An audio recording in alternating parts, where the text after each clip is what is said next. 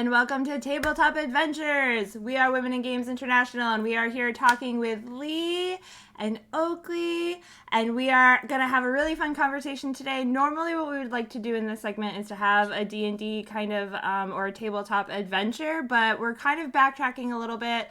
We want to do, there's a lot of people that are just learning how to get into the TTRPG space, may not even know what TTRPGs are, so we wanted to give a little bit of context into the stuff we do, how we do it, and how you can get involved as well. So let's start with Lee. Why don't you just tell us who you are, what you do, what your pronouns are, and how much you love TTRPGs. My name is Lee, and I work currently I work in marketing, but I also have training and experience in legal services, which is what I think of as my main field. My pronouns are she, her. I enjoy playing different types of board games, role-playing games, some computer games. Um, I love tabletop role-playing games, TTRPGs, because it's just like playing pretend with some rules. And the groups that I enjoy playing with, we like to use the rule of cool and the rule of funny. So sometimes we play a little fast and loose with the actual game rules.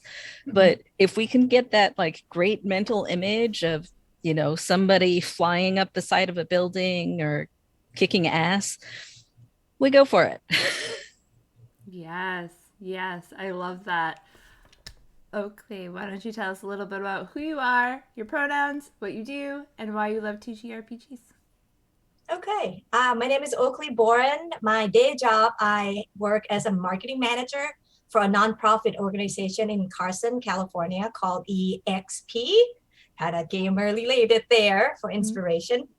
We connected underserved high school students to careers by introducing them to internships, career opportunities, and discovery.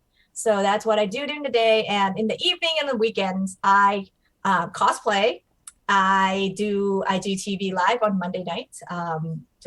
We were just talking about Jen about it, going on slightly tipsy and do stupid things called a drunken half-ass talent show.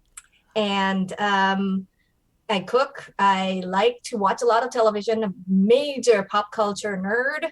And when it comes to gaming, I watch a lot. I like to watch, as I would say. My husband is, we've been together, going to be 20 years next year, marriage. And I've been watching him playing EverQuest, and we dated all ourselves over here. And at some point, what's the other one? I don't remember. Anyways, but I started by he having babysit his shaman, and a cleric. I'm sorry. I would just go in and say, hey, can I just like chat with your friends? Because I keep looking over his shoulder. So that kind of started the whole role playing thing for me. And eventually, all his friends, which is how I know Lee, they do D&D all the time. So I'm just kind of absorbing all of these knowledge on RPGs. And eventually, maybe 2 years ago, before the pandemic, a friend was like, I wanted to learn how to be a DM. You guys want to play? I'm like, yeah, sure. And that's how I get started with D&D. And it's just kind of been at it for the past 2.5 years. So I'm new to the whole tabletop thing. So versus Lee, who's been playing quite a long time, in my 40s just started to play D&D. So, for y'all older ladies out there, it's never too late. No, it's not ever too late. I mean, I'm 35 and I just started really getting into the TTRPG space in the past year or so, really hardcore. Like I've dabbled here and there, but yeah, so what are some of the things that drew you? We kind of talked a little bit about how you could play pretend and how we have different rules, but what is it about TTRPGs that separates it from, say, an MMO? Why don't we start, Lee? Why don't we start with you? I have never played an MMO, so I can't answer that or question. Video games in general. Ah, you get to play your character all the time, is my feeling. you're making up all of the dialogue, you're making up all of the action, and all of that is only limited by what you can think of. Whereas an MMO, I believe, is, primarily designed by the computer programmers, and that can somewhat limit the field of action, depending on what you would otherwise do with your character. Right. No, that's very true. Oakley, what about you? How do you feel about it? I like the storytelling part of it because Yeah. like I said, I started with EverQuest, and that was fun because we, in a way, while there is a storyline already established, we still can kind of do our own take. We run off to adventures, trying to see if friend would get killed at town and drag the bodies back and forth, and just that part I enjoy more than, say, going on a raid and trying to heal everybody. Because okay, fight is fight. It's a part of the game. But the real fun is getting to find your friends and go do stupid, crazy things like you would in real life. But now you're in a fantasy world, you're pretending to be somebody else, and you still have the same shenanigans at taverns and out of town and people falling off cliffs and, in a fun way. Yeah. Yeah. There's definitely a big difference between collaborative storytelling, because you have your DM who's like kind of running the show a little bit. But that show, it's more like an improv show, right? Because it's based off what your characters are doing, what your players are doing, and a good DM will always incorporate that kind of stuff into their storytelling.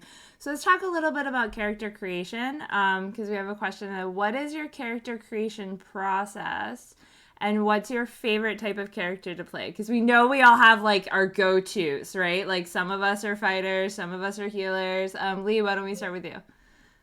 I play to my strengths. Being 5 foot tall Asian woman, I went with the halfling, who also, I also like to eat. So, anyway, so this is my little halfling paladin. She's pink and purple because I choose our own adventure. So I play, like they said, the best lies are the one that based on truth. So I'm going with, being short, being tiny, being outgoing, and that's my key thing. I just wanted to be the halfling and small because I'm just starting. However, going forward, I might just play against type and be the giant dragonborn. I don't know. We'll find out. But I'm still exploring as to what I like as a class, because I started, my first character was a halfling rogue because I thought I want to be sneaky and stabby. Not actually liking that. So now I'm a paladin. I figured I want to pick a good story, something, the god or goddesses or whatever religion I was going to follow, and just beat the heck out of everyone with my sword. So far it's been fun. However, I have substitute for a friend of mine who was playing a cleric, and I actually was enjoying cleric quite a lot. So we'll see. Going forward, you might have a dragonborn cleric, if that's such a thing. And we'll see. But right now, halfling, I'm just playing close to the chest right now because I just started. That makes a lot of sense. Lee, what about you? What's your character creation process? My process is that I need to think of a character hook, and I usually find that actually by paging through the rule book and looking for some of the ideas that are in there and see what I can build on top of that. So currently I'm playing in a Shadowrun campaign, and my character is a rat mage. And so whenever I'm trying to think of what she would do, sometimes I say to myself, well, what's the rattiest thing to do right now? And that makes it a little easier for me to go forward and just figure out what kind of traits should she have? Where should she build skills? So that character and other characters that I've enjoyed playing are more the sneaky, stabby type. I've also enjoyed playing characters who are like the tank, because you don't have to role play that hard. You just hit things, which can be very satisfying.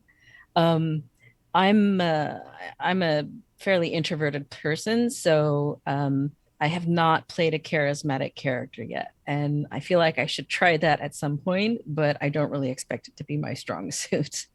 Against type. Play against type. Eventually, both of us should make our goals to play against type. Yeah. I usually dabble, like one of my characters in the campaign we're running right now, I have a bard and then I have a moon druid. So I kind of always stay in that like support but not main healer, because if I'm the main healer, everyone's gonna die. Like I get way too distracted. It's not my thing. But if I can like half heal you, like, and then still also do other things, like then I can stay engaged. Yeah. So what are some of the things that got you into gaming in the first place? Let's go with Lee first. I kind of already said my piece on that one. Well, I feel that your story was that it was kind of social. It was there and you wanted to interact with people, and this is what they were doing. And that, in a way, is similar to my story as well. The first time I played a role playing game, I think, was when I was still a high school student, maybe when I was a freshman in college. But it would have been the mid 90s. And other people that I knew were playing Warhammer. And so I joined them. I played Warhammer. Didn't really know what I was doing, but I was told that I had a magic dagger. So I stabbed the Skeleton King and won the game. Hey! I don't know. um, and I kept doing it because I kept meeting gamers, basically, male and female gamer friends. So it wasn't, it's not that there's the cliche of like the high school boys who never interact with girls and they're geeky and they play D&D in the basement, whatever. And that has not really been true to most of the people that I have met. Some are socially awkward, some are not, but they interact with everybody. And so I think when I was in my 20s, I played actually in a vampire LARP. And that was fun as well, you know, running around the San Francisco Embarcadero at night and in costume. And yeah. And yeah, it was partly to be social, but I also enjoy the challenges. I enjoy you know, everybody tries to be funny and have a good time, and it's it makes, we build stories together, and I like stories. I didn't say this earlier, but I'm like Oakley in that I am also a big pop culture geek, so I often share that in common with other gamers. Right. So let's say I was brand new. And when you're brand new and you're like, because everyone knows D&D is really popular right now. 5e is very accessible, especially for new players and new DMs. But there's a wide range. Like Fallout has a new TTRPG out. Avatar has a Kickstarter going. One of our amazing friends at Snowbright Studios has a really cute, cozy tea time adventures, like 5e inspired. Oh no, yeah, it's like you like bake cookies and like cast spell circles, and like there's so much that I'm just like, I can't wait. Yeah. So as a like beginner or a super noob, it can all be very intimidating when you're trying to like get into the space. Everyone always seems like they know what they're doing, or they're very like outgoing, and you're kind of like, I don't know what I'm doing. Like you mentioned, what are some of your tips for beginner players entering the TTRPG space in general? I'm going to speak to myself as you know, while I absorbed a lot of information before I started playing. A friend of mine, the cleric that I mentioned, she actually never played anything, never heard of D&D, but never touched anything until she entered my life. And you know, one day she's like, well, I kind of need a social activity. It's like, well, you want to just come? Because my husband, Brandon, is our DM. And he's a good teacher, and he's had the patience, and it will just be all friends. And, you know, let's just do it. So we have her and our other friend's daughter who never played before. And our tip would be, you know, you can't learn it all in one night. Oh, yes. That book is crazy. And especially like if you're brand new, it can get really intimidating. I still haven't read everything. I just went online and pretty much go, what does a paladin do? And, you know, just kind of, I absorbed it in smaller portion in that way. You just pretty much, you know, go slow, take some time. There's a lot of videos There's a lot of, Critical Role is really entertaining to watch. And I learned a lot from that because I was like, oh, so that's how they role play. Oh, that's how they do that. And there's other, streamers that you can watch, and it will just kind of give you a taste of it. And even one that we like is Deer Stalkers. They're like Australian-based YouTube channel. They have one called, is it All for One? And it's just a funny D&D story, but from watching them spoofing the whole D&D, how you play it, we actually learn about, so that's what the bard does.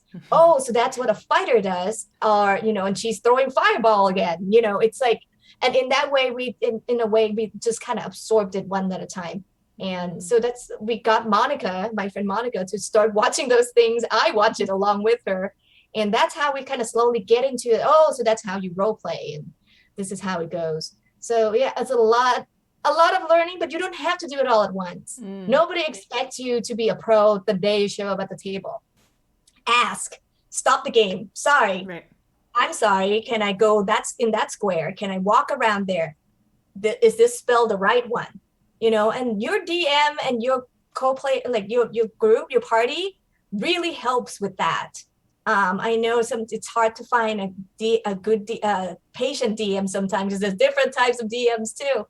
But, it's always said, this is not for me. Move on, find a different DM maybe. And you will eventually get one group and they let you learn, let you be comfortable, and then develop your skills from there. Yeah, that's awesome. Lee, what about you? What's your advice to brand new noobs in the TTRPG space?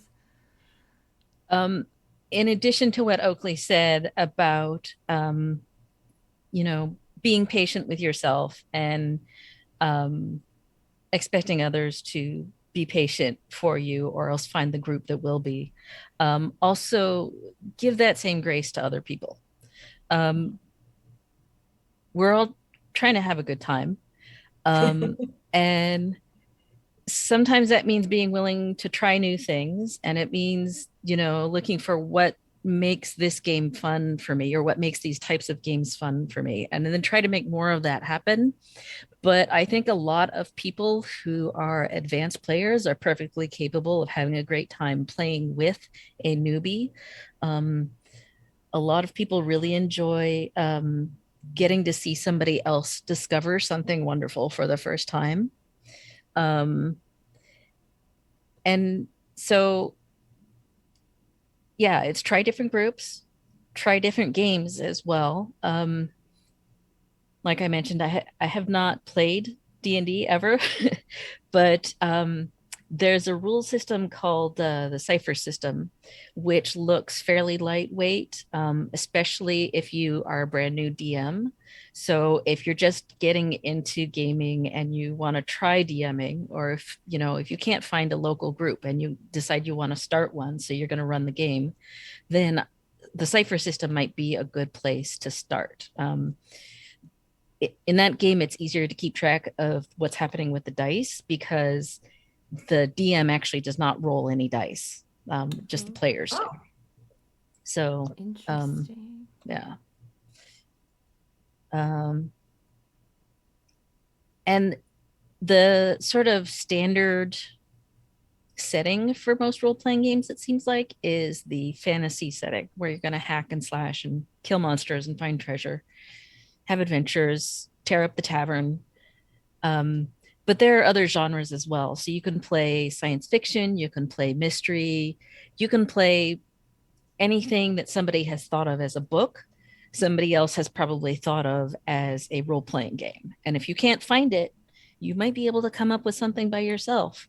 Takes a little more practice to figure out how to put a story into play.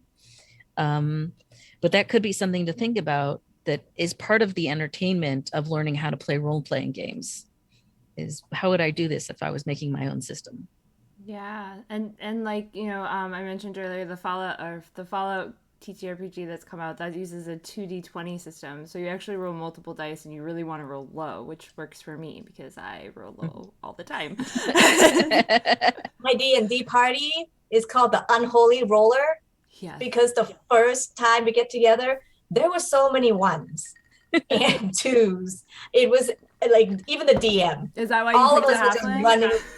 What? Is that why you picked a halfling? Because you're a lot of ones in the beginning. Well, that part I didn't know until I got there. I just Yeah. know, the lucky thing, and my DM limit me to 3 lucky per long rest. So it's just like, you can't keep say lucky every time you roll a 1. It's like, I can't. But no, it's not fair. Okay, all right, fine. But no, we rolled like crap all the time. Or I would crit and go to smite and would roll 1 point of damage. It's like, are you serious? Yeah. So that's our group. We roll poorly. But you know what? One of the things that I think that doesn't get, like, I've only been with a couple groups, but there's a couple different types of players when you run into TTRPGs. There's the players that, like, we like to call them murder hobos. They just wanna kill and just that's it. That's their thing. They will just slash anything in their way. But that's not the only way to play a TTRPG. And a lot of times I find, like, I really like to make my characters have a really massive flaw. So my Moon Druid has no dex. She's really bad with dex because she can shapeshift or wild shape into animals, so therefore she doesn't feel the need to work on her own dexterity. She just borrows when she needs it. So anytime we need to do anything that's like sneaky, she'll trip over a rock. She's not very good. And I've run into issues with other players being like, well, you need to do this so that her dex is better because we don't want her to keep getting caught. But to me, that's part of who she is. That's her character flaw. That's how she shows up in the world. So what are some of the flaws that you like to accentuate in your characters to help with that story building element that I think sometimes get lost, especially amongst new players, because we're so concerned about being like the min-maxer character that wants to be the best character, right? Mm-hmm. And whoever wants to go first. Yeah, for me, again, I'm new too. So, I haven't, our DM has told us that you need like a bigger backstory. Because right now I know my first character sheets was computer generated, and somehow I end up with a boatload of cash. So my backstory was kind of somewhat related to my personal life, was that I grew up rich as a child and then decided to strike out on my own because I need to as a paladin. And my chosen religion is friendship. Yes. So this is my goddess. Pinkie Pie is my goddess. Friendship and parties. So that's what my cause is. You hurt my friend, I will smite you. So my story, I have not so much the flaw, but I play on the fact that I'm rich. I play on the fact that I like to party. I play on the fact that she is super, like, because of the party. Well, just like Pinkie Pie, would pop up like, hi, and just walk into any situation trying to talk first. So, it's not quite the flaw, but sometimes it is and also because I'm a paladin, so I'm this tiny. I'm the only person in my party currently with no night vision and also loud. We cannot sneak anywhere because I'm 4'3" with plated armor. So it's my dog and we can't go anywhere. So that's, we play to that. So if we go somewhere, it's like, oh, we need to sneak into this room and do this thing. And I was like, I kind of need to be in front because I'm your tank currently. And it's like, but you can't be in front. You're loud. Well, we're going to have to take that chance, don't we? And I could upgrade my armor to something else, but I'm a paladin, man. I need to be loaded with that adamantium type stuff. I need to be, so that's, I can't run very fast. I have 25-foot range and everybody and we have a dragonborn murder hobo in our party and he would just take off and go, throw a fireball. I'm like, I can't get away. I need 3 turns to catch up to you. So that's had been a cause of hilarity, frustration in my party. And I love the fact that that's a hindrance and make life interesting for our group. Yeah, that's amazing. So, Lee, what about you? Flaws. I do love playing with flaws. And For example, my rat mage in Shadowrun, she's generally bloodthirsty and unprincipled. Um, so, for example, one time we came across some bad guys who were searching through the house of somebody who wasn't even really our friend, just an acquaintance. So I immediately reached into my pouch and pulled out a powder that is for the spell called Mass Confusion. And I threw it at them, which promptly started a fight. And then I stood back and ate a burrito and watched the two tanks in our group fight the bad guys. Yes. Because the other thing is that she doesn't personally want to get involved in violence. So if a fight starts, she has to roll for composure. And if she fails, she might run away. Oh, wow. That's amazing. She also, contrary to everything else about her, she thinks that it is unethical to bind spirits. So she does not have that ability. She can banish them, but she cannot bind them to herself. So we got into a fight recently where my rat mage had to, there was another character who was a mage who had a water spirit bound to it in order to patrol around a boat that we were trying to attack. So I unbound the water spirit in order to separate it from its mage that was controlling it. And then I just sat there and talked with it while the rest of the battle went on. And by the end of the battle, the water spirit goes, "Hey, if I knock over that boat for you, would you owe me a favor?" And I went, "Okay, yeah." So the water spirit goes over there and starts throwing water over the tugboat. And all the NPCs on the boat, who at this point have been hit with, flashbangs and obscure smoke and cannon fire, are now just like, "Abandoned ship." My character was barely involved in this whole thing, but it was extremely fun. That's awesome. Yeah, I think sometimes we because in video games, for example, it's all about getting your stats up, getting the right gear, getting the stuff to get to the thing to level up. But in TTRPGs, it's so much more about that story element, about really creating those spaces. Oriana is my bard in this homebrew that we're doing, and she is very much about herself, and and doesn't feel like spending the energy to convince anybody else anything otherwise. Like so half the time in battle, she's just like standing there, just like waiting to see if she needs to run. So I can tell sometimes my party is like, "Well, what's Oriana gonna do?" And she's like, "Oh, she's just gonna shoot it with her crossbow, and then that's all she's doing." Like, she's just gonna say, she doesn't want to get too involved. But that's kind of that piece that I think that makes TTRPGs great, right? Because you can kind of play off of each other. So let's talk about DMing a little bit. And I know that not everybody has DM'd. I've dabbled a little bit, but DMing is a lot to me kind of like teaching. Like you're kind of teaching people the story. You're kind of doing that. So let's start with Lee. What are some of if you were a brand new DM, let's say you've played a little bit, maybe not too much, what are some of your tips for people that are really interested in DMing? Thing number one is to build on top of whatever your players are building. So that can be a challenge sometimes because they'll swerve off on some direction that you weren't expecting. And if you try to steer them back to where you were trying to go, it's a little bit obvious. On the other hand, if you can have the imagination to build off of what they build, then it turns into the most fun. I've only had one actual experience DMing. My group of friends played a game called Las Vegas.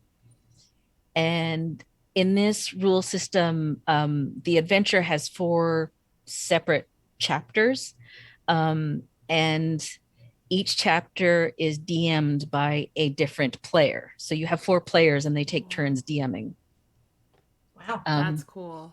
Yeah. Was that the one that you woke up naked outside of Vegas? Yes. The game started with all of us waking up naked in a ditch in the desert. And we had to like find clothes and walk down the highway and get to the city of Las Vegas. Oh, and we had no memory of who we were also. It's a very interesting rule system where your characters have recovered memories as the game goes along. And sometimes you think of something yourself and you go, my character is remembering something. And then when you have the memory, you tell the story of it, and then you gain a new ability. But the DM can also give you new memories, and other players can give each other memories. And again, abilities come out of this. So that game is very imagination driven. I wouldn't necessarily recommend it for people who have never played before. The mechanics, well, maybe you could play it if you haven't played before, but the mechanics are pretty easy on that one. And it is all, what kind of story can we make up? So I had a situation in that game where a player started to follow an NPC to see where she was going. And I'm like, oh no, I need everybody to go here into the hotel. So I had the NPC just lead the guy around the block and back to the hotel. But it's like, that's just so obvious. Right.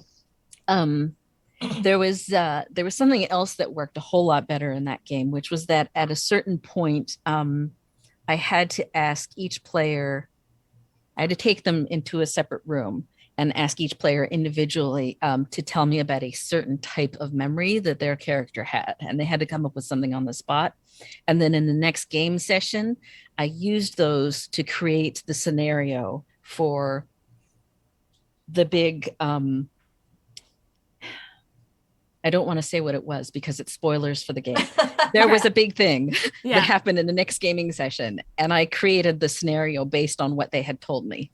And that was very satisfying. That's awesome. They were like, oh God, you just, it was, the things that they make up are things that often they want to play with. Right. That's the thing, is your players will give you hints about what they want to play with, what style they want to play. It can be a little awkward if you have two people in the group who have totally opposite play styles. But aside from that, you can often pitch things at people that match what they want, that's fun for them. And that's very satisfying. Yeah.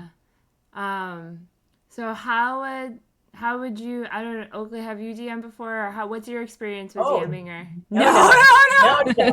Again, just started playing not so many years ago. But I watched my husband do it, and to Lee's point, we do have two different, when we had full parties, so our parties dwindled a little bit. We had somewhat a newbie, that was me. We had a complete total newbie in my friend Monica. My husband's friend and his daughter, he had played when he was like way young, hasn't played at all, doesn't remember how it's done. So he's kind of new to start too. His daughter's almost a savant. She's, 21 years old. Came the first time, kind of prepared. The next time she came back, she found all these rules and laws and things, and the rules super creative. And then we had a friend who's the murder hobo.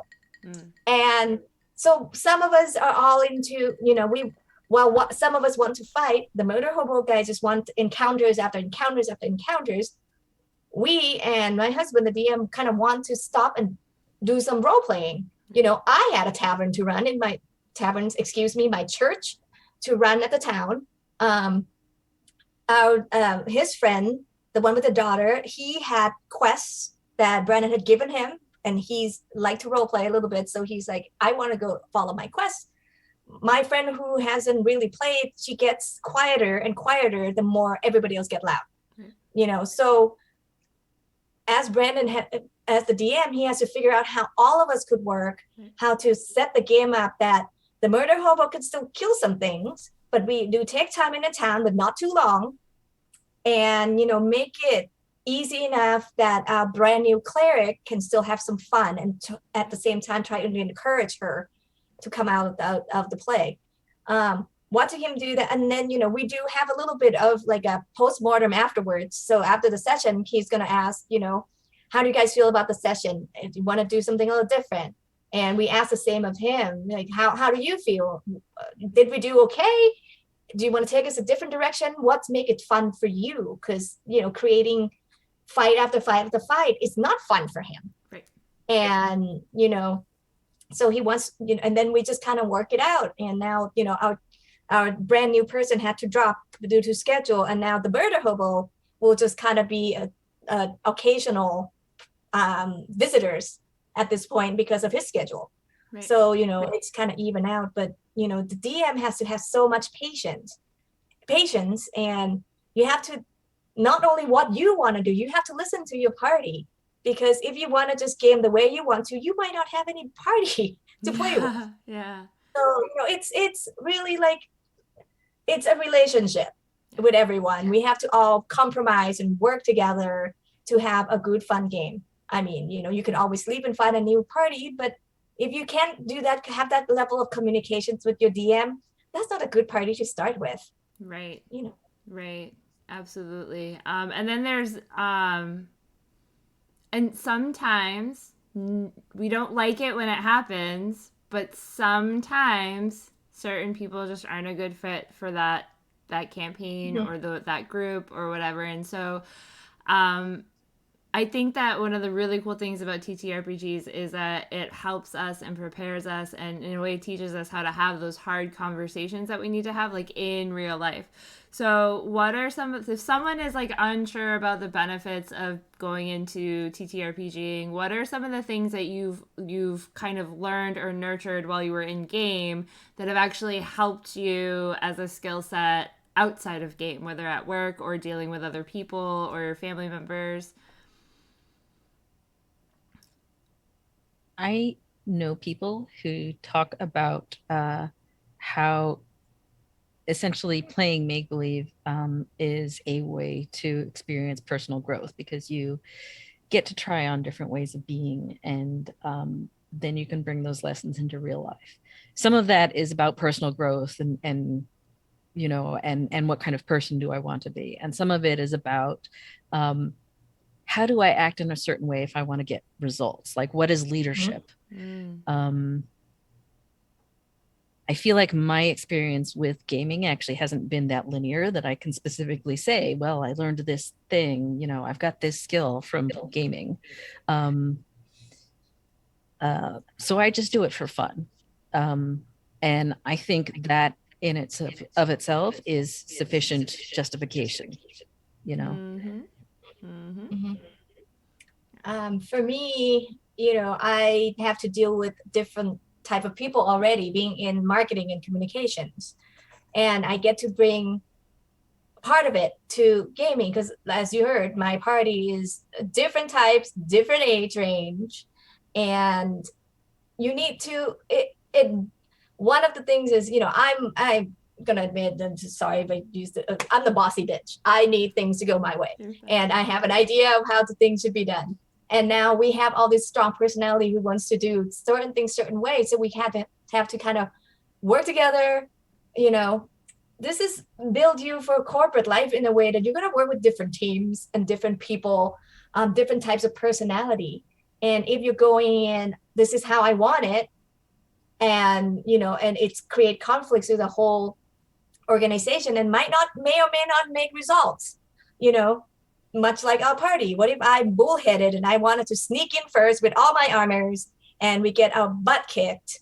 I have to also own that mistake. And that's something you do also in real life. When you make a mistake at work, you can't just like, oh no, it was the fault of the murder hobo. It's like, no, you're the one sneaking in. That's your fault. You have to, admit your mistakes and you learn from it.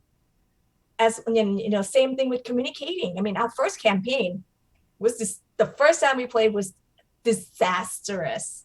We had goblins attacking one village farm. We were hired to go protect the farm. We all kind of have a half-cocked idea of going to camp where they were coming in with a shovel that's lit, and we're going to open it up when the goblin attacks. Well, they came in from the other way. And now we're 50 some odd feet away from the hut. The Dragonborn took 5 steps when he was there. The 2 tanks can't get there because my friend's a dwarf. I'm a halfling. We dash all day and we never get in there. But, did we agree on that idea? I didn't think the idea was a good idea, but I go along with it. But that's, the next time I was like, if there was a bad idea, I learned now to just stood up for my idea. But at the same time, I have to listen to everybody's input. We can all work together and find a better way of dealing with this whole farmhouse situation. Right. So it's the collaborativeness of these games really help you communicate well at work with friends. But I've heard stories of making and breaking of friendships over D&D as well. So I don't know how well this works, you guys. But but there are things to learn from it. And teamwork is definitely a big thing. You can write that on your resume, kind of. Yeah. That's true. One of the things that I've learned, because I have 2 kids, and we use TTRPG gaming a lot to kind of put everybody on a level playing field. Like, I'll usually be running the games, but it also helps create a space so that they can feel that they're on an equal footing as like their parents, right? They can say what they need to say. We're all the same when we're playing TTRPGs. There's no levels between us, so it's really done a lot in teaching them how to be more confident and teaching them how to communicate better, just like you're saying, get the things that they need, ask for the things that they want. So yeah, it's just really cool to watch people grow and kind of see bonds that happen in between people. So we're almost out of time. I don't want to keep everybody too late, but I did want to ask, do you have any last tips or tricks that we haven't talked about? And then where can people find you if they want to connect with you as well? Lee, go ahead. Oh, okay. Well, I'm on Twitter, Lee Salazar. And last tips and tricks, just try a lot of things and see what's out there on the internet. There are some wildly different kinds of games. As we've been talking, I've actually been making a little list of RPGs that I've played. And just the list of RPGs is about, I think, 12. Wow. Gaming conventions. Under safe circumstances, of course. But I was once at a gaming convention where I got to play a homebrew game that was Hogwarts versus Miskatonic University. Nobody won. Perhaps I should say Cthulhu won that game. As he always will. Yes. There was a really interesting RPG that I played once called Dialect that is about how languages form and die. That was really interesting for its lessons about how societies work. And that, in a way, is kind of a theme that you find in all games, that in a way it's a simulation of somebody's idea of reality. And you can think about, well, is this how really society works? And if it is, what does that mean for our lives?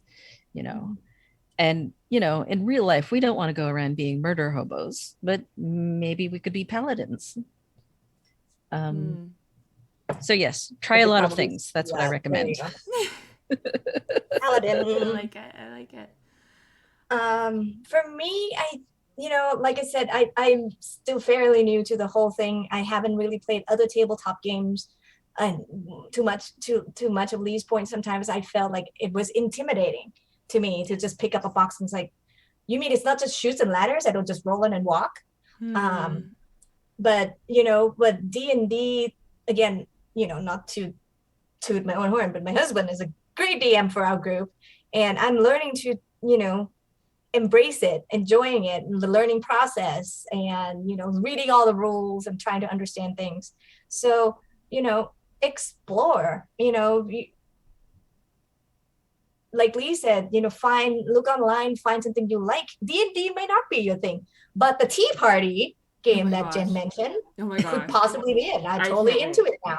I can't wait. You have to send me the information on that. I will. So It's on Kickstarter, I guess. You will find something. You will find things that you see us all getting excited about the tea game.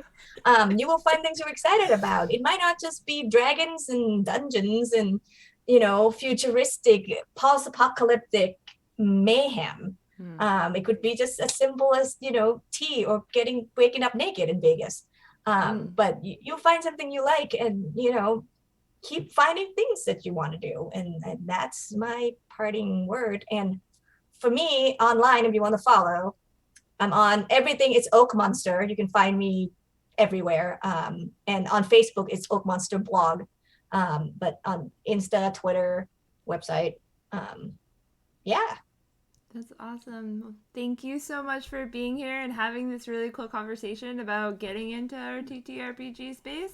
I think that a lot of times when it comes to the gaming world, TTRPGs are kind of left out of the conversation. It's really important to us to gamers are gamers are gamers are gamers, no matter how we show up.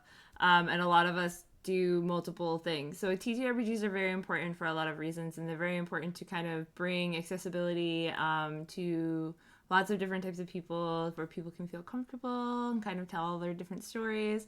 But we are Women in Games International. This is Tabletop Adventures, and we will be here every fourth Wednesday of the month, talking about different TTRPG things, having some adventures of our own. If you want to connect with us, you can find us at Get WIGI, obviously on Twitch, on Twitter, on Instagram, on our website at getwigi.com. For any opportunities to either get involved or just you want to keep in touch with our stuff. So thank you for being here, and we will see you next time. Bye.